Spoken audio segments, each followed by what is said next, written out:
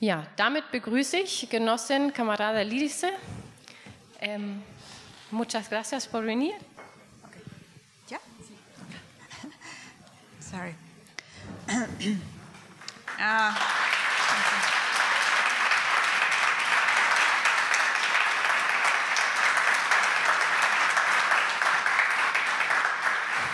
Thank you, dear comrades. In the name of the Central Committee of the Communist Party of Mexico, I thank you for the opportunity to express some conceptions that underlie our struggle. We appreciate your invitation to participate in this Communist Congress organized by the KO because these ideological forums are important to address crucial issues of the contemporary class struggle. And also because Germany is one of the countries that occupies today a higher position within the imperialist system, both at the global level as well as within the concrete scope of the European Union. Germany is a nation framework where the class struggle has been intense, both because of the depth and intensity with which Marxism took root among the workers in the 19th century until it became a bastion of the Second International, and because it represented a vehicle for the variants of opportunism and reformism, led first by Bernstein and later by Kautsky. The important period of the German Revolution and counter-revolution from 1919 to 1923 is a source of lessons that is studied by our party. We hold in high esteem the contributions of Luxemburg, Liebknecht, Jogiches, Dunker, Zetkin, Thalmann, who were always loyal to the interests of the working class and internationalism, regardless of elements for debate in some positions. We took the bitter lesson of the high cost that is paid when the subjective factor of the revolution, that is the Communist Party, is not sufficiently prepared, cohesive, disciplined, and also tested in the offensive, the defensive, and the retreat. Since then, it was already clear that social democracy was not only degenerating, but that it had become organically integrated as one of the instruments of capitalist political domination, of the dictatorship of the bourgeoisie. This important learning in class confrontation was disregarded in the shift of strategy that came with the Popular Front line, an inflection of dire consequences for the international communist movement from the 30s to the present day. The struggle against fascism that does not go hand in hand with the overthrow of the capitalism that engenders it ends up becoming a vicious circle to return to the previous point, which is bourgeois democracy, which is assumed as a lesser evil in the face of fascism. As we know, there are those who consider that erroneous strategy of interclass collaboration as the highest pinnacle of the strategy of the communists, thus contributing to the conformation and stability of government administrations of capital, re-editing ministerialism, so criticized and so justly by Lenin, both in Europe, as is currently happening in Spain, with a capitalist administration concealed as leftist, and in the case of progressivism in Latin America as well. We are also excited about this Communist Congress taking place in the occasion of the annual homage to Rosa and Karl. As you know, all the parties of the Third International held a tradition in January, which was the Triple L Day, to begin the year with impulse, recruiting, agitating, fighting as a tribute to Luxemburg, Liebknecht, and Lenin. In a few days, it will be a century since Lenin's heart stopped beating, but his ideas continue vibrating, alive and being enforced to this day. and they are the great source from which we draw for our contemporary action. That is why we want to point out one of the theoretical questions with which Lenin enriched Marxism, question that we see as the cause of several problems that the international communist movement faces today, when it is misunderstood or approached dogmatically or misrepresented. That's the theory of imperialism. I mean, the imperialist phase of capitalism. The modes of production in history studied by Marx and Engels are expressed in their general characteristics, but they are never static. On the contrary, express the dialectic where they are revolutionary in relation to the previous ones and reach the point of becoming counter-revolutionary as they become an obstacle to the development of the productive forces. The capitalist mode of production, brilliantly studied by Marx, is appreciated at a point of its development in which the process of concentration and centralization of production does not generate the monopoly yet, which, as we know, appears clearly in the early years of the 20th century, as is studied and discussed by the Marxists of the time, finding its clearest conclusions in the profound analysis of Lenin, to the point of being a crucial advancement of the revolutionary and scientific theory of the proletarian. In Imperialism, the Superior Stage of Capitalism, and in a set of works that are grouped in several volumes of his collected works, with much use, especially his study notes known as the Notebooks of Imperialism, Lenin bequeaths us a fundamental theoretical contribution. Among several characteristics of imperialism, Lenin emphasizes throughout, that is, above all, the capitalism of monopolies. Quote, "The appearance of monopolies due to the concentration of production is a general and fundamental law of the present phase of development of capitalism." Closing quote. At one point, Lenin says, quote, "If it were necessary to give a definition of imperialism as brief as possible, it should be said that imperialism is the monopolistic phase of capitalism," close quote. We take the time to underline this since some important changes have been produced by the influence of the Great October Socialist Revolution and also by the counter-revolution that temporarily overthrew the socialist construction in the USSR and other countries, as well as by capitalist development itself. Let us give some rather strong examples. The process of decolonization, number one, that accelerated after World War II, in which, for different circumstances, former colonies are today countries of great capitalist development. Undoubtedly, China and India are examples.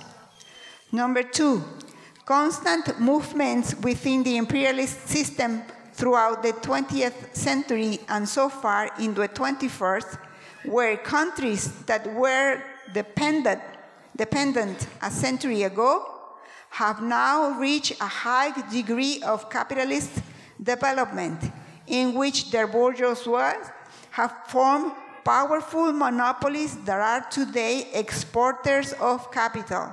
For example, Brazil and Mexico in Latin America. This is how in Mexico we boast the dubious honor of having one of the richest billionaires in the world, while millions of Mexican workers live in misery. Now, it is necessary to emphasize that imperialism as the superior phase of capitalism does not correspond only to a handful of countries, but to the capitalist system as a whole. the imperialist pyramid, as we call it, and was mentioned before, where there are some countries who are at the top, others in an intermediate position, and others in a lower position, but all in constant competition. We highlight these elements of the Leninist theory of imperialism because there are dogmatic and opportunist approaches in a considerable part of the international communist movement. One is, for example, to consider that imperialism is a group of metropolises and the rest are all dependent countries. Or to consider dependence as something absolute and unchangeable. Or to think that in the countries where socialism was overthrown, restored capitalism has somehow a progressive or anti-imperialist role. You know who I'm talking about. Or to consider anti-imperialism as a struggle against US imperialism solely and others. But they are all leading to raise a foreign flag to the interests of the working class. A year ago, at the 7th Congress of our party, we concluded a discussion of several years about the character of the social relations of production prevailing in the economy of China. And it is very clear for us that capitalist relations prevail, independently of the phraseology and the opportunist theory of market socialism. There is capitalist accumulation, exploitation of wage labor, formation of powerful monopolies, and an aggressive export of capital throughout the world, but above all in Africa and Latin America.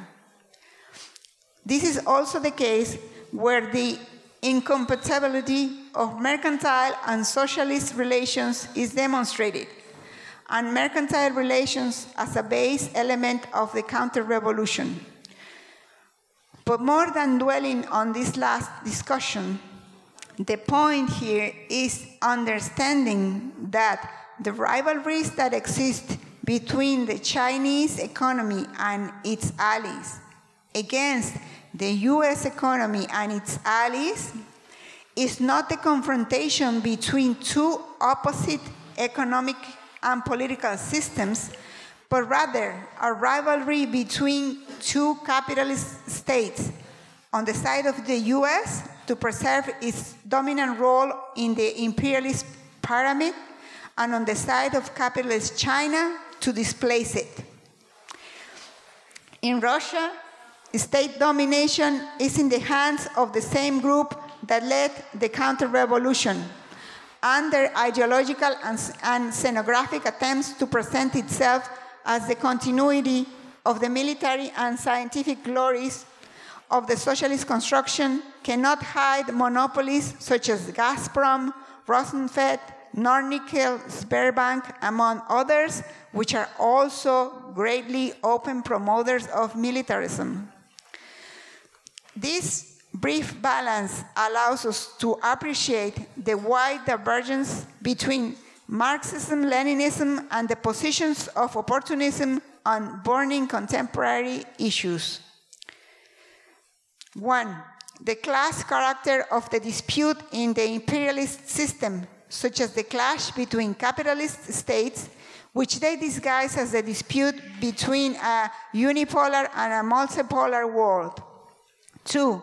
The character of the war that broke out between Russia and Ukraine, soon to be 2 years old, as an imperialist war on both sides, which threatens to become generalized. It's very different from what we social chauvinist positions claim that it is an anti-fascist war. 3. The general class struggle against capitalism, regardless of the management with which it presents itself. The general struggle against imperialism, leaving aside the confusion of the USA, European Union, NATO as the only imperialist side. These coordinates sustain a principled position in this hour of sharp turn in the class struggle, and of storms brewing up on the horizon, of consolidating the class and internationalist position, and as stated in the Joint Declaration of Communist and Workers' Parties of February 2022. The interest of the working class and the popular strata require that we communists strengthen the class criteria to analyze the event, to chart the course of our own independent path against the monopolies and the bourgeois classes, for the overthrow of capitalism, for the strengthening of the class struggle against the imperialist war, and for socialism, which remains as valid and necessary as ever. Lenin also explained that imperialism drives the phenomenon of opportunism that has a greater activity, as we know, since the outbreak of the imperialist war. And it has influenced the political and ideological bankruptcy of several parties, which seem to have before a correct direction, but now, in addition to show an accelerated ideological degeneration, have decided to act as shock troops against their revolutionary positions. Some of them are today in partnership with groups of murky origin, others with chauvinist positions, as is the case of the Anti-Imperialist World Platform, which is a letterhead with ample financing that precisely insists on presenting a caricature of the theory of imperialism, where the class struggle is subordinated and sacrificed in favor of the monopolies that promote multipolarity. All those who are there sink into the pond of opportunism after abandoning the red flag by whitewashing and supporting one of the parts of capitalism and one of the sides of the imperialist war with the massacre of the workers and peoples involved. Comrades, another issue we at the Communist Party of Mexico carry out self-critique, demarcation, and class is the theory of the intermediate stages that appear early with the Popular Front governments, and that it has an abrupt manifestation with brotherism, which is not only the theory of the liquidation of the party, but of the stable and peaceful long-term alliance between some capitalist countries and socialism. This theory consolidates as a strategy with the opportunist platform of the 20th and 22nd Congresses of the CPSU, with the peaceful road to socialism and the national ways and the breeding ground for Eurocommunism. The idea of an intermediate stage between capitalism and socialism is the negation of the Leninist theory of imperialism as a prelude to the proletarian revolution, the socialist revolution. Under a static approach to the theory of imperialism for more than half a century, the program of the communists in Mexico considered that ours was a dependent and oppressed country.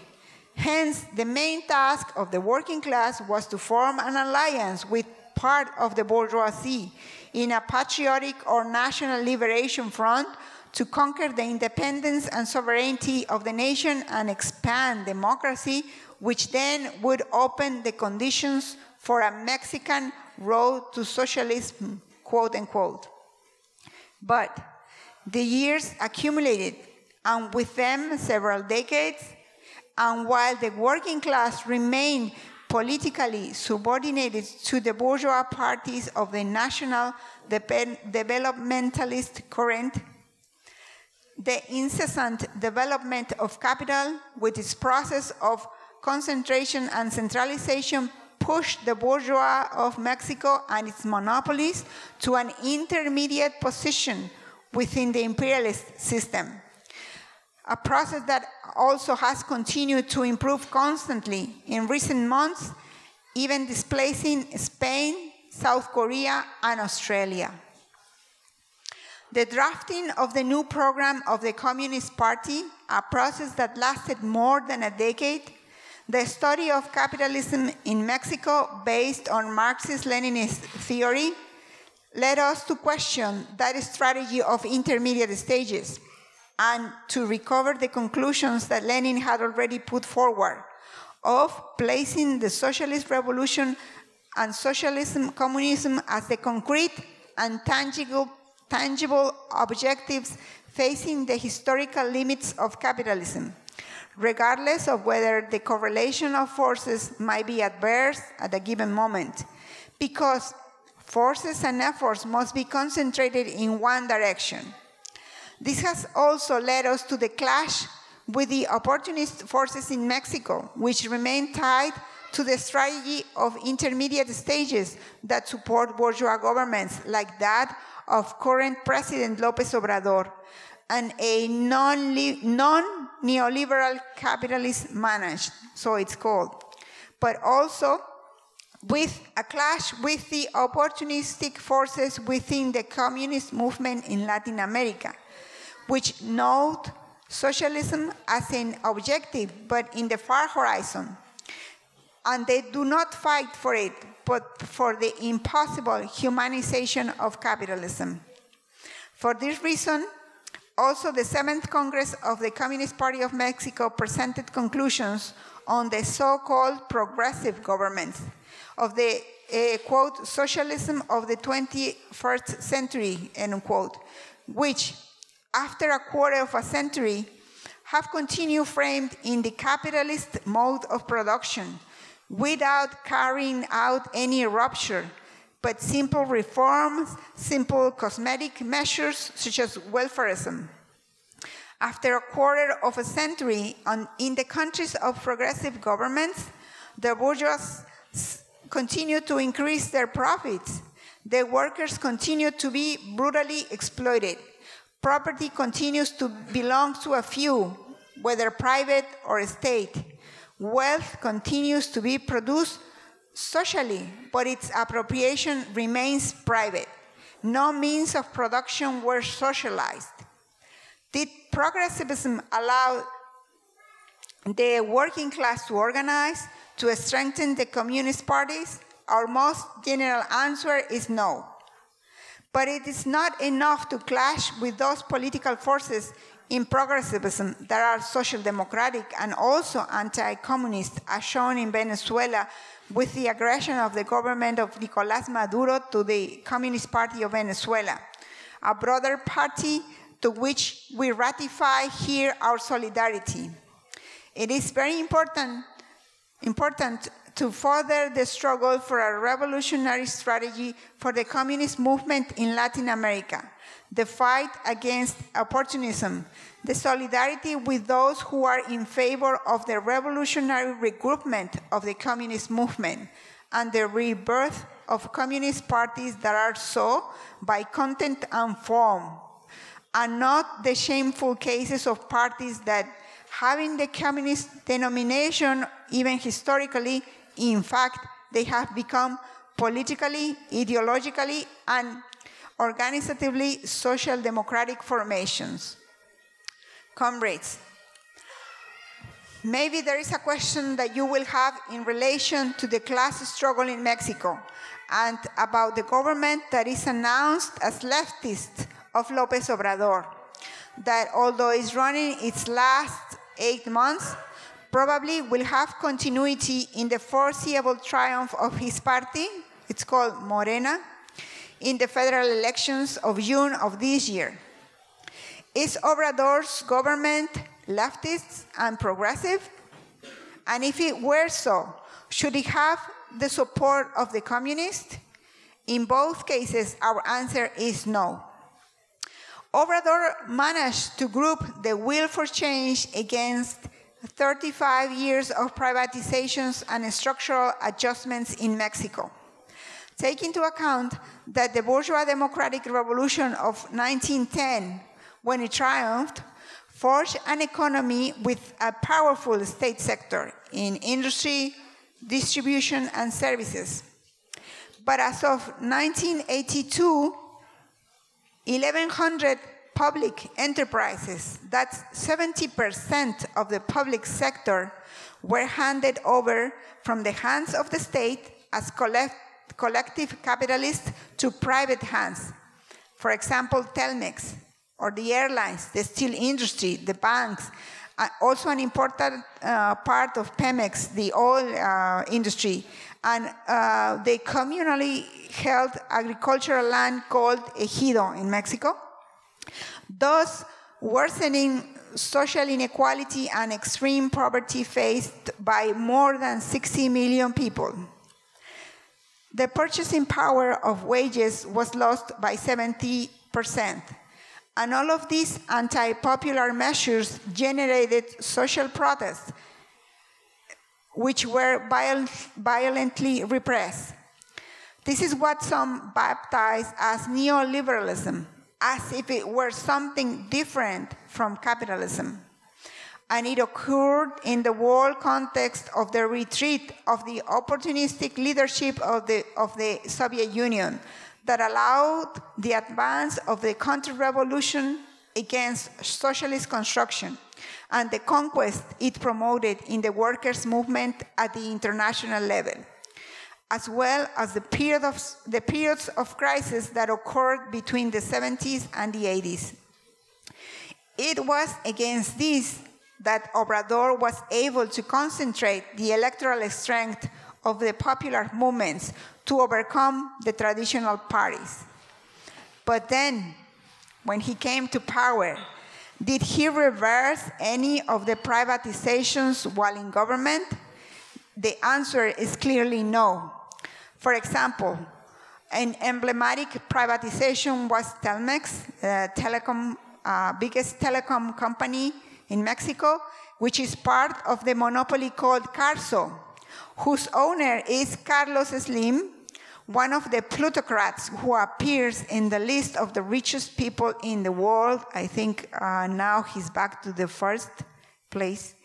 Not only López Obrador did not expropriate Telmex or even return it to the state sector of the economy, but now he works very close to Slim, whom he repeatedly calls an exemplary, socially conscious businessman. Now he's a benefactor. In the meanwhile, Slim benefited with multiple and millionaire public works contracts, subway, trains, roads, and so on and so forth. López Obrador's government did not repeal any of the most aggressive counter-reforms of the so-called neoliberal era that were more harmful to the interests of the working class, such as, for example, labor reform or privatization of pensions. One of the most damaging agreements for Mexico's sovereignty was the signing of NAFTA. But in fact, with Trump and later with Biden, López Obrador carried out successful renegotiation to continue, simply changing the name to TEMEC or USMCA, as it was demanded by the North American monopolists to reconfigure the safeguarding of their profits in the scenario of the inter-imperialist dispute. Previous governments that wanted to impose the militarization of the country encountered a broad popular opposition. But then, deep militarization was precisely one of Obrador's first governmental measures. Now the military is everywhere in Mexico. They own airports, roads, all kinds of enterprises. I will also mention here the use of the recently created National Guard as a sort of border patrol of Mexico that is implementing without any qualms the fierce anti-immigrant policy imposed by both Trump and Biden. For the monopoly tycoons, the doors of the National Palace of Government are always open. The plutocracy in Mexico now increases its profits even during the harsh period of the pandemic. Now they are protected, stimulated, while the working class and the people suffer the most abject misery.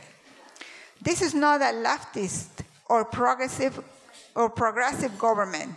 It is, with a different discourse, as harmful to the interest of the working class and the popular sectors as the governments of previous years. Suppose now the case that the opportunist mirage would be true. So suppose that privatizations were reversed, or the state sector of the economy was recovered, and then we broke up with NAFTA and rejoined the BRICS, or disengaged from the unipolarity and joined the multipolarity. Would that mean putting an end to the exploitation and suffering of the people? Does that eliminate the task of overthrowing capitalism and bringing the working class to power? Does that eliminate the objective of socialism, communism? Our conclusion is that, regardless of its management, whether neoliberal or Keynesian, liberal or social democrat, we as communists invariably have to be the antagonists of capitalism to carry forward the social classist opposition. Comrades, we hold the conviction that the difficulties, the complexity of the period we live in, the crisis and the imperialist war, are obstacles that we must face with determination, since objectively we are in the antechamber, the prelude of a new wave of revolutions that will give continuity to the era that the Great October Socialist Revolution inaugurated, the transition from capitalism to socialism. In this direction, the role of the Communist Party is non-negotiable, since it is an indispensable factor of the revolution. The Communist Party is not only part of the revolutionary process, it is the one who prepares it, unleashes, and leads it. It is not the creator of the subjective factor. It is in itself the subjective factor of the historical mission that the workers of the world have to fulfill as grave diggers of capitalism. The reconstruction of revolutionary communist parties, of a common revolutionary strategy for the international communist movement, is a duty that no communist, no Marxist-Leninist should shy away from. And today, more than ever, there is no time to lose. As Engels and Rosa said, the choice is socialism or barbarism. Long live Lenin, Luxemburgo, and Liebknecht. Long live the revolutionary communists from Germany and all the world over. Thank you, comrades.